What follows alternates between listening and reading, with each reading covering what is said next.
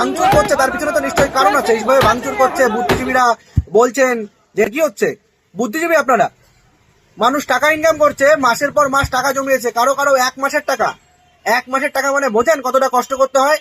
AC ঘরে বসে টাকা ইনকাম করেনি মানুষ, খেটে এক মাসের টাকা দিয়ে দেখে এসে শুধুমাত্র মেসিকে একবার দেখবে, ভগবান মনে করে ফুটবলে। কেউ মেসিকে দেখতে পারি, এটা পুরোপুরি একটা স্ক্যাম হয়ে গেছে। শুভশ্রীনা কাকে নিয়ে এসছে, আমি কি তাদের দেখতে টাকা দিয়েছি না মেসিকে দেখতে টাকা দিয়েছি? নিজেরা জটলা করে বাড়ি নিয়ে চলে গেল। মন্দির আছে ঘিরে ছবি তুলছে, আমরা এখানে খেলা করতে এসেছি, টিকিটটা ওরা কেটেছে, ওদের টাকা দিয়ে ভগবান মনে করে ফুটবলের তারা। সেখানে গিয়ে কি দেখছে, কতগুলো কালো কালো রঙের মাথা জায়েন্ট স্ক্রিনে দেখবে। জায়েন্ট স্ক্রিনে দেখার হলে তো 55 ইঞ্চি টিভিতে দেখতে পারতো বাড়িতে বসে। পাড়ার যে কোনো দোকানে বাজারে গেলে পরে সেখানে দেখাচ্ছে, প্রজেক্টরে দেখতে পারতো। এত টাকা 10,000, 14,000, 15,000 টাকা দিয়ে টিকিট কেটে কেন গেছে মানুষ? এইগুলো দেখার জন্য। তার জন্যই তো মানুষের ক্ষোভ। এটা তো মানুষের বহিঃপ্রকাশ, আর কিছুই না। মানুষের কমেন্ট করছে, দেখলাম কতগুলো পোস্টে যেগুলো মানুষ ক্ষোভ প্রকাশ করছে, এখানে কমেন্ট করছেন যে কেউ কেউ তো আবার বুদ্ধিজীবী মানুষ নিজেকে লিখছেন, পোস্ট ছাড়ছেন, এগুলো ঠিক না।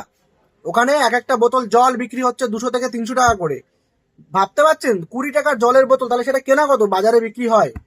বোতলটা নিয়ে তো ঢুকতেও দেননি। যখন স্টেডিয়ামে ঢুকতে হচ্ছিল তখন সেগুলো সব ফেলে দিতে হয়েছে। আর ভিতরে কি জন্য ফেলে দিতে হয়েছে? ভিতরে গিয়ে 300 টাকা 200 টাকা করে বিক্রি করবেন তাই? পারমিট ছাড়া, আপনাদের পারমিশন ছাড়া বিক্রি করেছে এগুলো। তাহলে কেমন ম্যানেজমেন্ট আর কিসের ম্যানেজমেন্ট? কোনো ফাংশনেও তো এরকম বিশৃঙ্খলা তৈরি হয় না।